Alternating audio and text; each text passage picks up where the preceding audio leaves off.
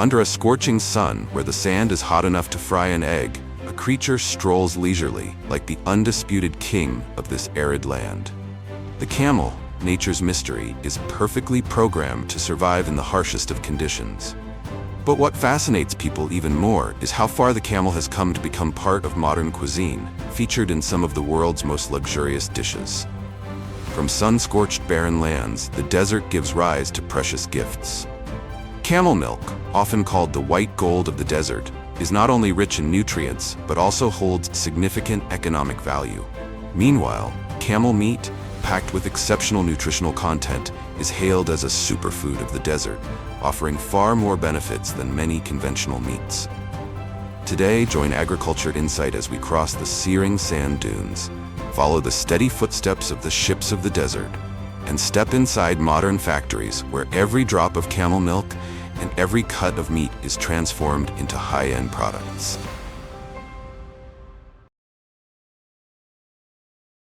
Can you believe it? The animal famously known as the desert warrior, deeply associated with arid lands, was actually not born in the desert. Surprisingly, its ancestors once roamed the lush highlands of North America. Over millions of years of evolution and migration, camels gradually adapted and transformed, ultimately becoming the enduring symbol of survival in some of the harshest environments on Earth. Here's a fun fact. Up to 90% of people mistakenly believe that a camel's hump stores water, but in reality, it stores fat. This fat helps camels sustain their energy during long periods without food. When the hump starts to shrink, it's a sign that the camel is running low on energy and needs nutritional replenishment. Camels are truly the ultimate desert warriors, armed with 3 layers of eyelashes to fend off sand, powerful legs that carry them over 64 kilometers a day without tiring, ears that can detect distant sandstorms, and nostrils that filter out dust effortlessly, even while they're enjoying lunch.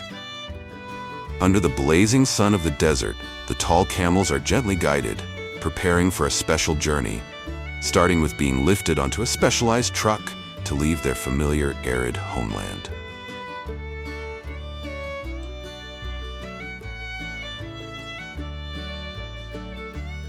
The story begins on sun-drenched mornings at bustling ports that lie between the harsh borders of desert and sea. One by one, cargo ships arrive, carrying very special passengers, tall, majestic camels. Soon after, these camels are carefully loaded into specialized containers, bidding farewell to the burning sand dunes behind them as they head toward a new land, where cutting-edge modern factories await. These camels are transported from traditional breeding regions in the United Arab Emirates to countries like Australia and several parts of Europe, where the camel milk industry is gradually emerging as a highly promising sector, attracting growing interest and major investment from around the world.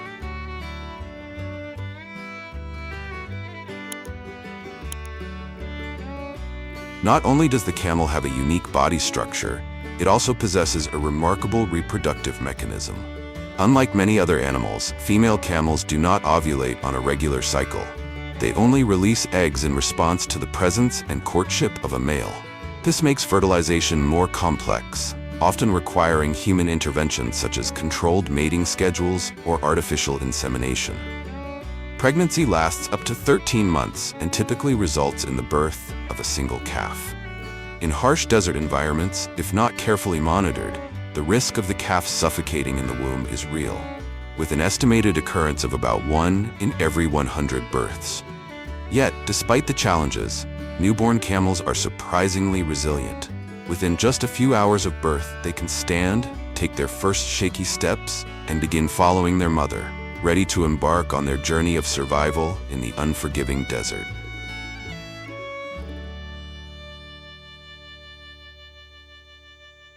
After giving birth, a mother camel becomes the white gold factory of the desert, producing precious milk that sustains the entire herd. However, milking a camel is far from simple. Camels are highly sensitive animals. They only release milk when their calf is nearby. That's why, before each milking session, the young calf must be brought close to the mother to trigger her natural biological response. The person milking the camel must be gentle, patient, and attuned to the animal's emotions.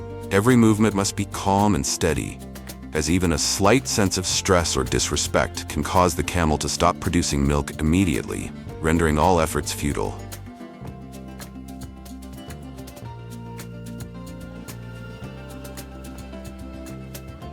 In modern farms, this process is elevated with the support of standard livestock housing systems and automatic milking machines.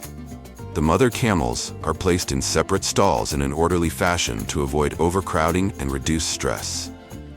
Here, the staff gently cleans the teats with warm water and antiseptic solution, ensuring hygiene while helping the camels relax before the milking process begins. The automatic milking machine designed for camels has a special structure, with soft suction tubes that mimic the natural sucking motion of a camel calf. This system operates smoothly, gently, and quietly, effectively stimulating the milk glands without causing discomfort to the mother camel. After milking, the milk is transferred through a closed pipe system and directly into a cooling tank to maintain its freshness and prevent bacterial growth. While camel milk is praised as the golden milk of the desert, with a wide range of health benefits, many of its miraculous properties, such as curing autism and combating diabetes, remain in the realm of folklore rather than scientific evidence.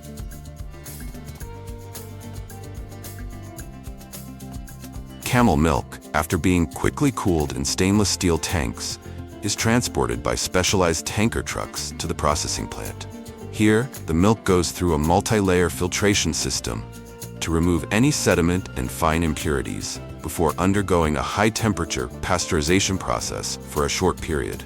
This method helps to eliminate harmful bacteria while retaining the natural flavor and valuable nutrients of the camel milk. After the milk has been pasteurized, the bottling process begins with bottle cleaning. Empty plastic bottles are fed into the production line, flipped upside down, and sprayed with hot water or a high-pressure disinfectant solution. Each bottle is thoroughly sterilized to ensure no bacteria or impurities remain that could affect the milk's quality. Next, the bottles are moved to the filling station. Here, an automated filling machine pumps milk into each bottle with high precision. Bottles are positioned under the filling heads, where sensors and automated controllers ensure that each bottle is filled with the exact standard volume of milk, while minimizing any leakage or contamination during the process. Immediately after filling, the bottles are sealed using an automatic capping machine, which tightly secures the caps to prevent leaks. Finally, the finished bottles are transported to the plastic crate packing area. After packing, the products are moved into a temporary cold storage facility, awaiting shipment to distribution centers or supermarkets.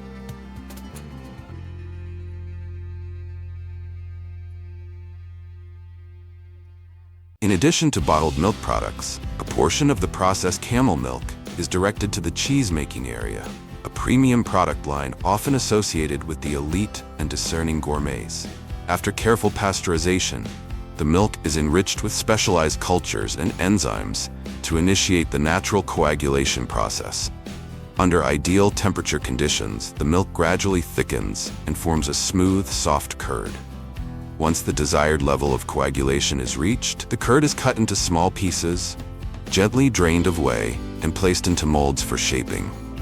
The molds are then transferred to an aging room, where temperature and humidity are strictly controlled to cultivate the cheese's signature texture and flavor. After an aging process that can last from several days to a few weeks, smooth ivory white wheels of camel cheese are born.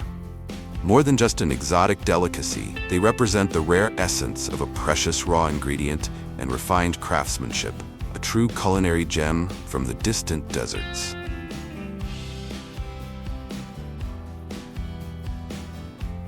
At modern processing plants, camel meat is handled through a closed-loop system that strictly adheres to international food safety standards. Immediately after preliminary processing, the camel carcass is suspended on an automated conveyor system, moving smoothly and precisely through each stage of the operation.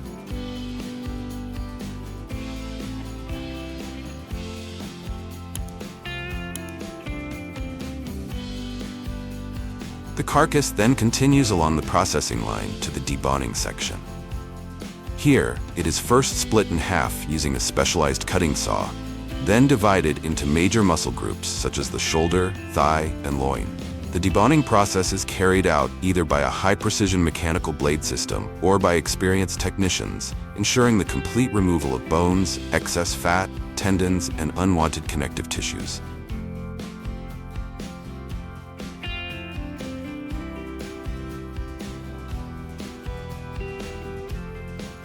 After being split in half, the two sides of the carcass are placed by skilled workers onto specialized work tables or moved along to the next conveyor belt for further breakdown.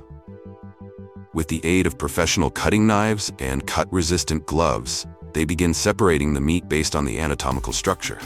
Each movement is swift and precise, following the natural muscle lines and joint connections to maximize meat yield and ensure clean, well-shaped cuts that are easy to package.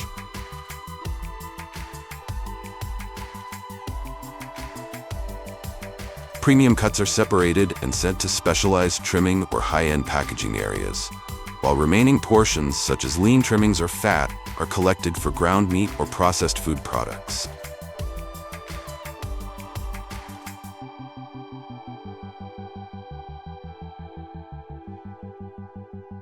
After being properly sorted and processed, the meat is transferred to the packaging area, where the entire process is carried out in a cold environment to maintain freshness. Depending on the intended use, the meat may be vacuum-packed, sealed in shrink-wrap trays, or placed in sterilized plastic bags.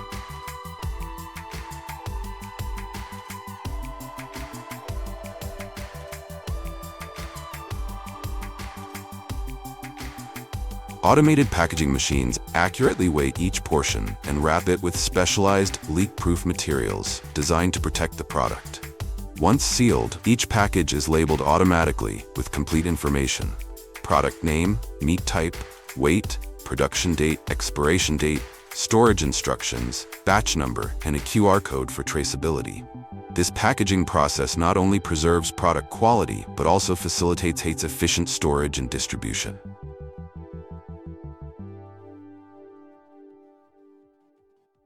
Portioned or ground meat products are also packaged in the same way, with predetermined weights according to standardized packaging formats, ensuring convenience for use and distribution, while also meeting food safety requirements and maintaining visual appeal on store shelves.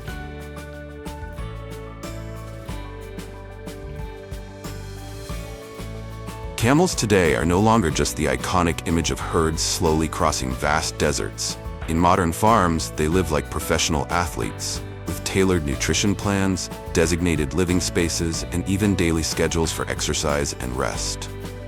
These farms are typically located in expansive, semi-desert regions with well-structured layouts and perimeter fencing. This setup provides camels with the freedom to move around while allowing for efficient management. The herds are systematically divided based on age, gender, and purpose, whether for milk production, meat, or breeding.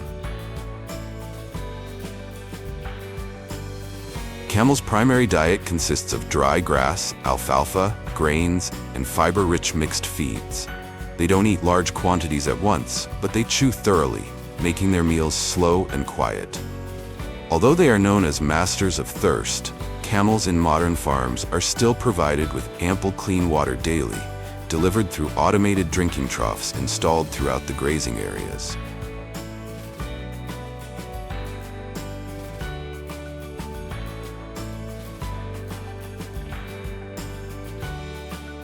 The journey of the camel ends not merely at its final destination, but as the beginning of new stories, where its value continues to unfold in unexpected and fascinating ways.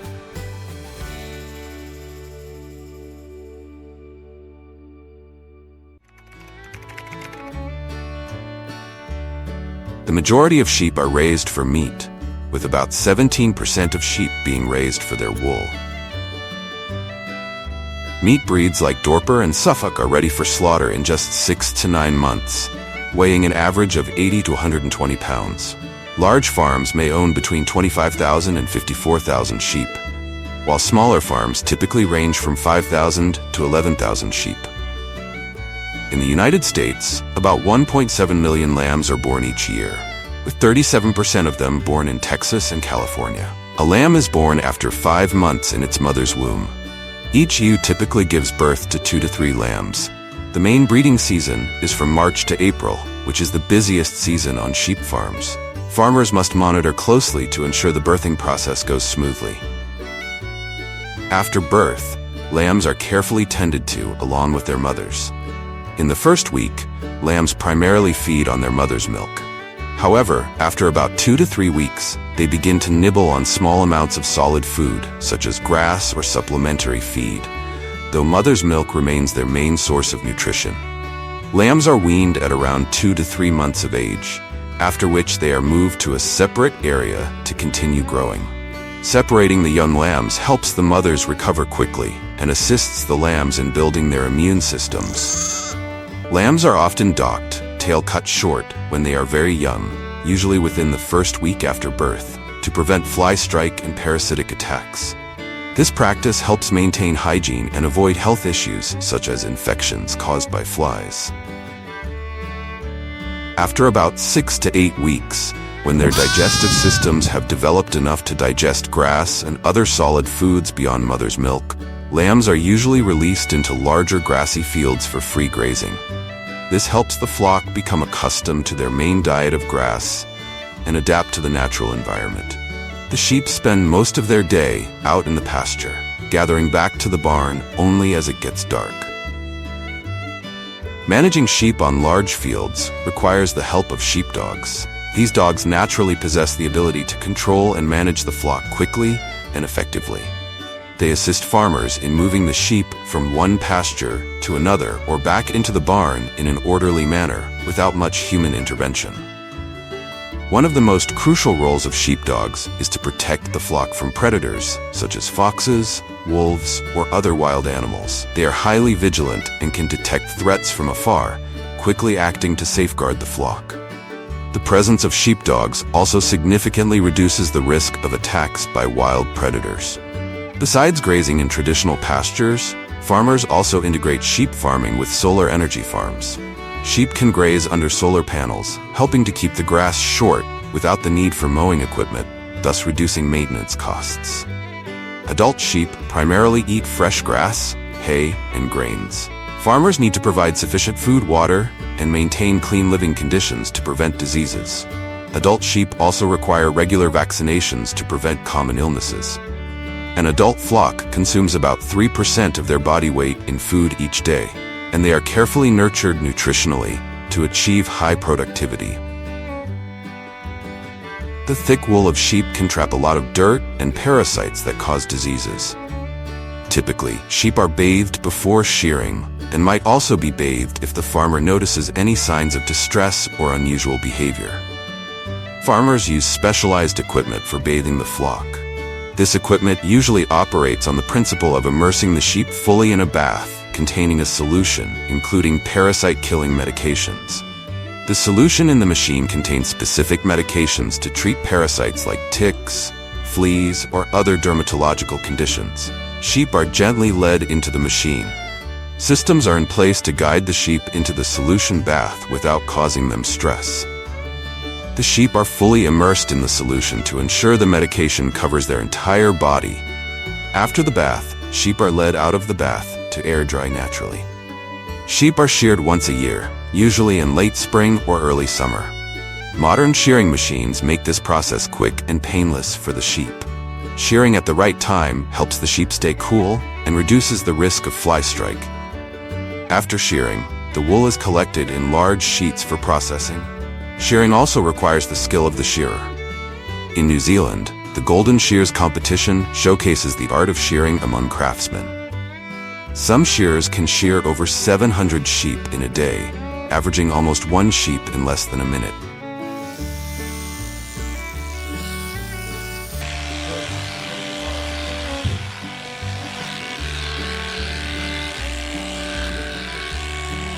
After raising the sheep for about 6 to 8 months, farmers begin to send their first batches of sheep for meat. Each sheep, weighing an average of 100 pounds, is priced between $200 and $300, depending on the market conditions. These sheep are then transported to meat processing plants. The slaughtering process adheres to strict food safety standards to ensure the quality of the meat. Apart from meat, sheep wool also holds significant economic value. After shearing, the wool is rolled into large bundles and transported to processing plants. Upon arrival at the plant, the first step is to sort the wool. Wool is categorized based on quality, the fineness, length, and curliness of the fibers. Origin, wool from different parts of the sheep's body varies in quality. For example, wool from the back and sides is typically of higher quality than that from the legs or belly. During this process, any low-quality wool or wool contaminated with impurities, such as grass or dirt, is discarded. Raw wool contains many impurities like lanolin, natural sheep oil, dirt, grass, feces, and other particles. To remove these contaminants, the wool is soaked and washed in hot water baths using mild detergents or soaps.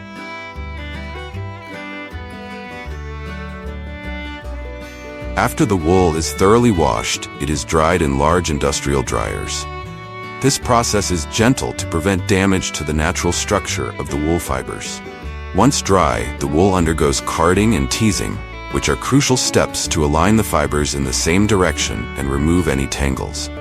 Carding machines use rollers equipped with spikes to elongate and evenly brush the wool fibers, straightening them and separating the smaller fibers. The result is a long, smooth wool strand, known as a sliver. For fine wool or wool used for high-quality products, the process may include an additional combing step to remove short fibers and create more uniform threads. Afterward, the fibers are wound into wool rovings, ready for the next spinning or weaving process.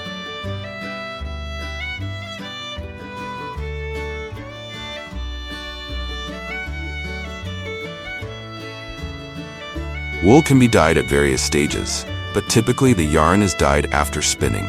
This process uses natural or synthetic dyes with modern dyeing technology, ensuring that the wool retains color well and evenly. Wool can be dyed according to the requirements of textile manufacturers, ranging from natural hues to vibrant fashion colors. Throughout the production process, quality control steps are taken to ensure that the wool fibers meet standards for fineness, durability, color, and structure.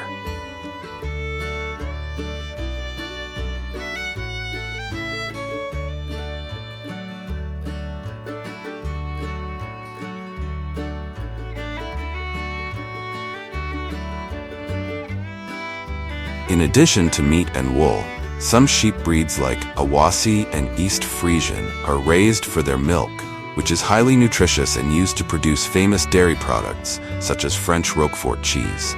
A dairy sheep can produce between 1 to 2 liters of milk per day, depending on the breed and the care it receives. Milking can be done by hand or by machine. Sheep milking machines are designed to be gentle and efficient, harvesting milk without harming the sheep. After harvesting, sheep milk is brought into the factory and bottled on an assembly line. Sheep milk is rich in nutrients, containing high levels of protein, vitamins, and minerals that support muscle, bone, and nervous system development. Additionally, it boosts the immune system due to its high zinc and vitamin A content. Sheep farming is a complex but economically valuable process. Thank you for taking the time to watch this entire video. By now, you should have a clear understanding of how American farmers raise millions of sheep. Don't hesitate to leave a comment if you have any questions. Please like, comment, and subscribe to support the channel. And stay tuned for more useful videos.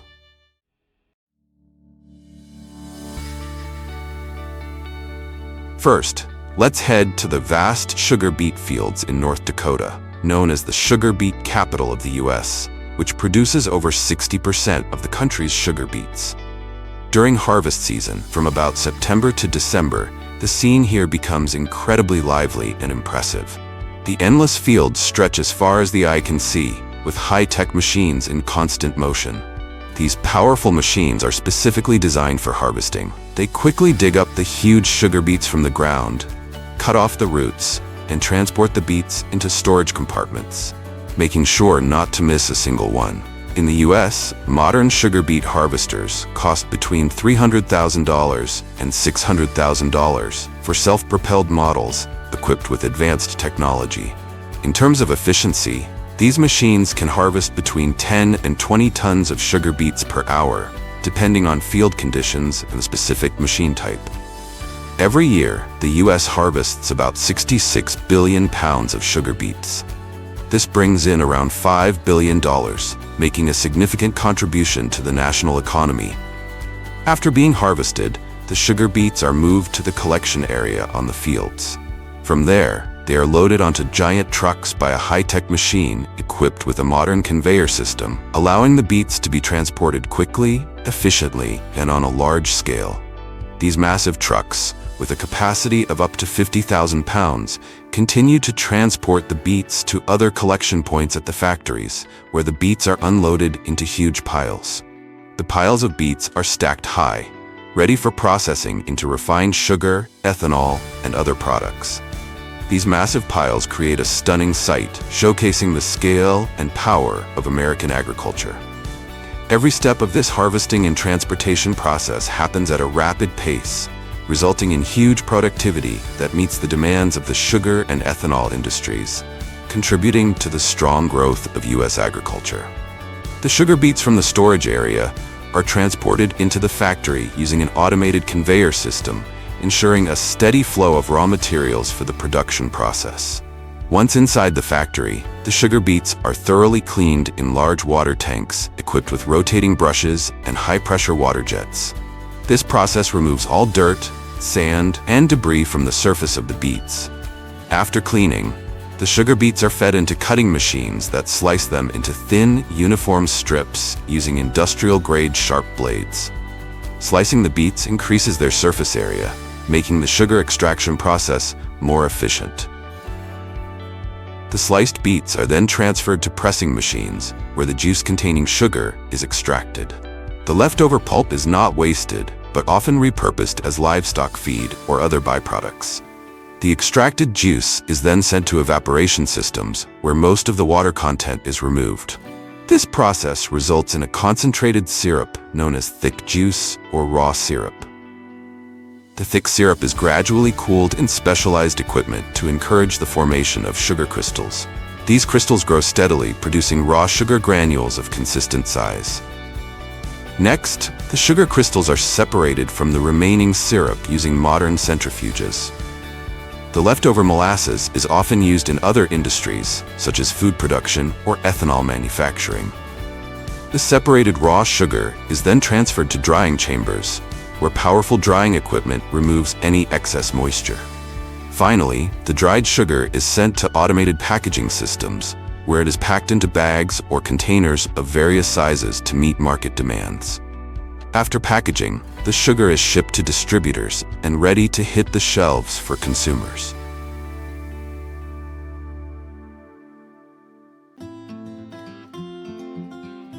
If sugar beets account for about 55% of the sugar production in the U.S., sugarcane is equally important, making up the remaining 45%. In the sugarcane fields during harvest season, American farmers often burn sugarcane before harvesting to remove dry leaves, debris, and insects from the plants, making the harvest process easier and improving the efficiency of machinery. This practice also reduces the amount of waste that needs to be processed after harvesting. Along with modern machines, creating a powerful and energetic image, ready to provide valuable raw materials for the sugar industry. After the sugarcane is burned to remove the leaves and impurities, harvesters with sharp blades cut the cane from the base and gather it into storage compartments. The conveyor system on the machine then moves the sugarcane to containers, ready to be transported off the fields. Sugarcane is mainly grown in the states of Florida, Louisiana, Texas, and Hawaii, where the climate is ideal for the cane to thrive. In addition to burning before harvest, many American farmers today choose to harvest sugarcane directly as whole stalks without burning, to minimize negative environmental impacts.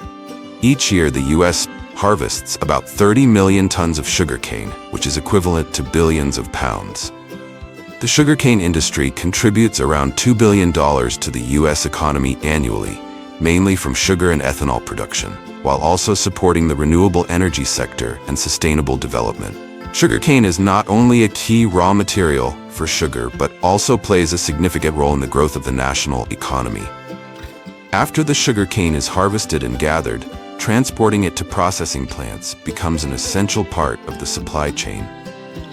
When it comes to transporting sugarcane, trains play a key role and are essential for the process. With the ability to carry 300,000 pounds of sugarcane per trip, trains are not just a mode of transportation, but a giant in the industry. The sight of powerful trains stretching across the tracks, carrying sugarcane from the fields to the factories, not only provides superior speed, but also highlights the perfect combination of technology and transportation efficiency. Upon arrival at the factory, sugarcane undergoes a series of processing stages that closely mirror those used for sugar beet, ensuring the extraction and refinement of pure, high-quality sugar. This process involves thorough cleaning, crushing, and juice extraction, followed by clarification, evaporation, crystallization, and drying to achieve the desired level of purity. Continuing the story, you'll now explore the journey of the magnificent Christmas trees. These trees are mainly grown in the highlands of Oregon, North Carolina, and Michigan. Each year, about 25 to 30 million Christmas trees are grown for the holiday season. During the harvest season, the atmosphere here is more lively than ever, with vast forests of green pines blending with the hustle and bustle of farmers and specialized harvesting machines. The perfect combination of human labor and modern machinery has resulted in exceptional efficiency in harvesting and transporting Christmas trees. But the grandeur doesn't stop there. Christmas trees aren't transported by regular trucks, but instead by special cargo planes. These planes can carry 2 to 3 trees at a time, with a total weight of 450 to 500 pounds. Equipped with advanced technology, these planes are designed to quickly and efficiently transport trees from the highlands to collection points across the country. Just like how American agriculture has evolved, using planes to transport Christmas trees is a symbol of strength and innovation, bringing together distant regions and vast markets. Thanks to the presence of advanced technology, Christmas trees contribute $1 billion to the U.S. economy every year. Christmas trees are not only an important part of American culture and holiday traditions, but also a major industry, providing thousands of jobs and making a huge contribution to the rural economy. They bring the festive atmosphere to life and help create a warm, bright Christmas season. At the same time, they are a testament to creativity and efficiency in connecting distant regions and building a strong economic value. Alongside the products harvested in the U.S., those imported into the country also undergo equally impressive harvesting processes. As we know, bananas are nutritious fruit that's great for health. However, not many people are aware of the process of how they are harvested and transported to reach the consumers. This is one of the important agricultural products that the U.S. imports every year, worth up to $8 billion. On average, each American consumes about 13 to 14 pounds of bananas per year, with total annual consumption reaching around 11 billion pounds. Bananas are typically grown in tropical regions like Costa Rica, Ecuador, Guatemala, and other Central American countries, where the warm climate and steady rainfall throughout the year create ideal conditions for the plants to thrive. During harvest season, farmers will pick the green banana bunches because if they were harvested when ripe, they would spoil during transportation. These banana bunches are carefully cut to ensure they aren't damaged and are ready for the long journey ahead. Teams of skilled workers carefully cut the green banana bunches from the trees. Each bunch typically contains 10 to 15 hands of bananas, with each hand holding around 15 to 20 bananas. Depending on the variety, a single bunch can weigh anywhere from 30 to 50 pounds. Workers handle these heavy bunches with precision and care, ensuring that the fruit remains undamaged. And you wouldn't guess how they transport the bananas to the collection area. After harvesting, the large banana bunches are hung on cable systems, moving smoothly from the middle of the field to the collection area. A cable system can transport about 500 to 1,000 pounds of bananas per hour, helping farmers save time and effort while ensuring the bananas aren't damaged during the journey. These cables are controlled by modern machinery, allowing the bananas to be quickly transported to processing plants, ready to be served to consumers. This cable system not only helps protect the quality of the bananas, but also optimizes the transportation process. The banana bunches are hung on sturdy cables, minimizing contact and collisions, which helps the fruit maintain its fresh appearance. This method is highly efficient, saving both costs and transport time, while also ensuring the processing runs smoothly. Thanks to advanced technology, transporting bananas from the fields to the processing plants is now faster and more efficient than ever before. Upon arrival at the processing facility, the banana bunches are led into a misting chamber, where a fine spray of water washes away dirt and debris. Afterward, the banana hands are carefully cut from the bunches and placed into a specialized soaking tank for an in-depth cleaning process, which typically lasts around 20 to 30 minutes. This step ensures any remaining dirt, sap, or residues are thoroughly removed, leaving the bananas spotless and ready for sorting and packaging. Finally, the bananas are labeled with their brand and origin, then carefully packed into sturdy export boxes designed to protect the fruit during transit. These boxes are sealed and prepared for shipment, ready to be exported to the US and other markets around the world, ensuring consumers receive fresh, high-quality bananas.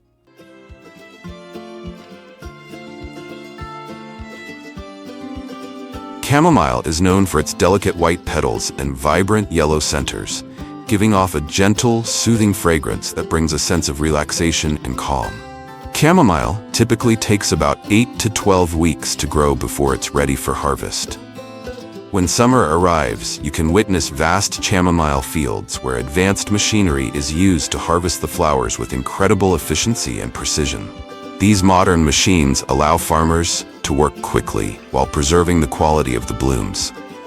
The machines are specially designed with ultra-sharp cutting blades at the front. As they move across the fields, the blades cut the flowers cleanly at the base, ensuring every chamomile bloom is harvested neatly without damaging the surrounding plants or leaves. Right after cutting, the flowers are gently lifted onto an integrated conveyor belt within the machine. The conveyor smoothly transports the blooms to large collection bins at the back, where they are safely stored and ready to be transported to processing facilities. Using modern machinery to harvest chamomile not only boosts efficiency but also reflects significant advancements in agriculture. First and foremost, these machines greatly reduce the need for manual labor, which is crucial as the agricultural workforce becomes increasingly scarce. Instead of harvesting each flower by hand, modern machinery can cover large fields quickly, saving both time and labor for farmers. Not only that, using machinery also helps increase productivity and lower production costs, giving American farmers a competitive edge in the global market. At the same time, it promotes sustainable development as the harvesting process is carried out quickly, minimizing waste and protecting the environment. The combination of modern technology and traditional farming expertise has transformed chamomile harvesting into an efficient process, ensuring high-quality products reach consumers. After being harvested from the vast fields, chamomile flowers are transported by truck to the factory and promptly moved into drying chambers to preserve their freshness and quality. Workers use specialized tools to evenly spread the flowers onto drying trays, ensuring that every bloom is exposed to heat evenly. Inside the drying chambers, temperature and humidity are carefully controlled, typically maintained at 35 to 45 degrees Celsius, allowing the flowers to dry evenly while retaining their natural fragrance and color. This drying process lasts between 6 to 12 hours, preparing the flowers for the next stages of processing. After the drying process is complete, chamomile flowers are transferred to a specialized separation system that separates the flowers from the stems and leaves. The machine uses gentle air currents and precision blades to automatically sort the materials, ensuring the flowers maintain their shape and remain undamaged. Smaller pieces like stems and leaves are sent to a separate compartment for further processing or used as organic fertilizer. The chamomile flowers are then moved onto an automated conveyor belt for manual sorting by skilled workers. On the conveyor, workers carefully inspect each flower by hand, removing any that are crushed or damaged. This process requires great attention to detail and focus to ensure only the highest quality flowers are selected. After manual sorting, the chamomile flowers are transferred to vibrating machines designed to grind them into fine chamomile powder. These machines mimic a gentle sifting motion, similar to the process of milling flour, to ensure the flowers are evenly processed. The vibration helps break down the dried flowers into a consistent powder while separating any remaining larger particles. The resulting fine powder is then collected and prepared for packaging or further processing into various chamomile-based products, as well as they are packed in different packaging for the convenience of consumers.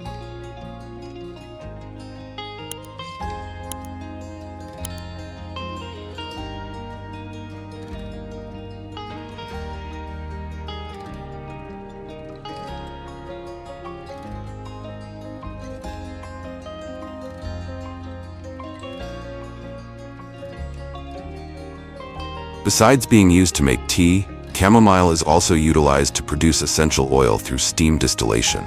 In this process, fresh or dried chamomile flowers are placed in a distillation chamber, where steam passes through to extract the essential oil. The oil is then condensed, separated from water, and filtered to ensure its purity.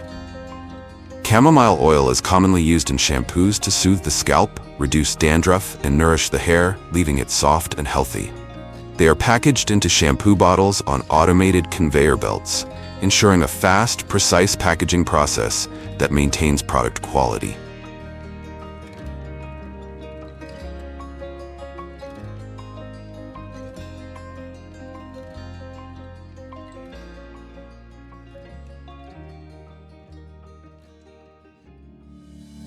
It's not just chamomile. Lavender is also a symbol of relaxation and a valuable ingredient for creating exceptional products.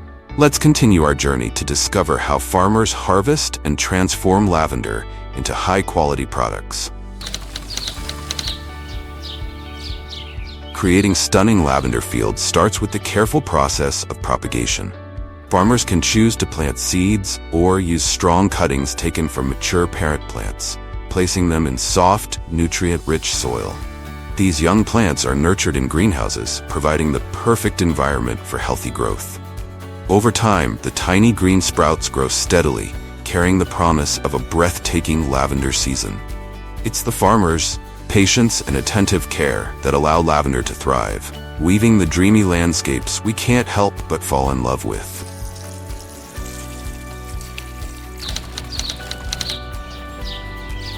Before planting lavender seedlings, farmers start by plowing the soil to break up compacted layers, loosen it, and remove any weeds. Then they carefully level the ground, ensuring a smooth and even surface, perfectly prepared for planting. Next, semi-automated planting machines come into play. These machines have seats at the back where farmers sit, holding seedlings from trays and gently placing them into the freshly tilled soil at precise intervals. Behind the machine, other farmers follow, carefully covering the roots with soil to secure the plants and provide a firm base for them to grow strong and healthy.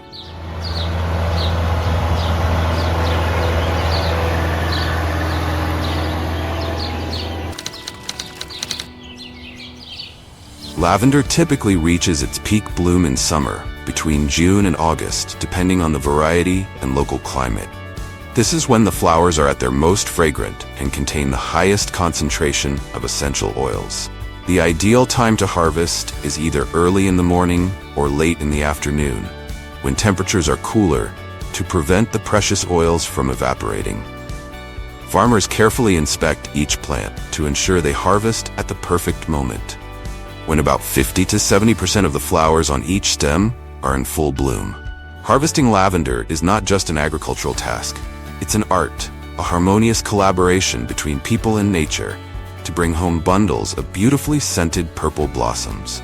Timing and precision in the harvesting process are key to ensuring the highest quality flowers. Before the advent of machinery, lavender was harvested entirely by hand, requiring precision and care.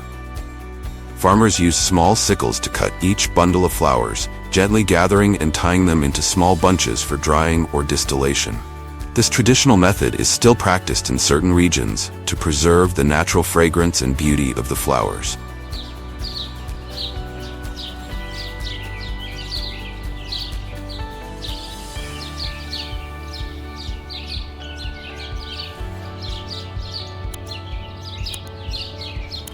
As hand harvesting gradually gave way to technological advancements, lavender fields began to see the arrival of modern harvesting machines.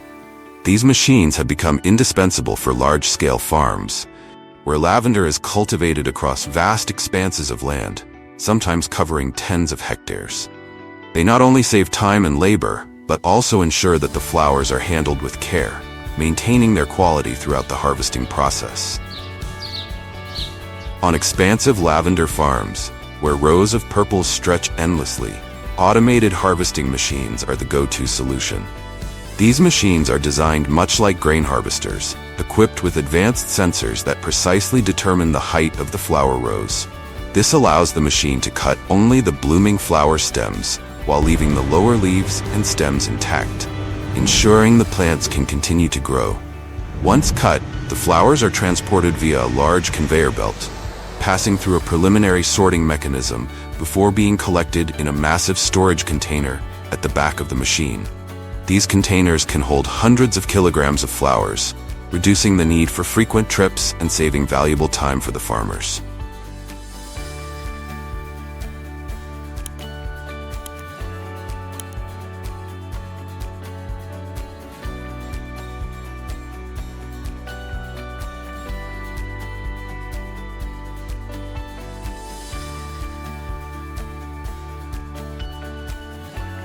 For lavender fields dedicated to essential oil distillation, specialized machines that both cut and process flowers on site are widely used. These machines go beyond simply cutting. They can grind the flower heads right in the field. The ground lavender is then transferred directly into large containers, ready to be sent to distillation facilities without the need for additional processing steps. These machines are praised for their efficiency and ability to preserve the maximum amount of essential oil from the flowers. With a design focused on gentle handling, they ensure the flower's structure remains intact, resulting in the highest quality essential oil during the distillation process.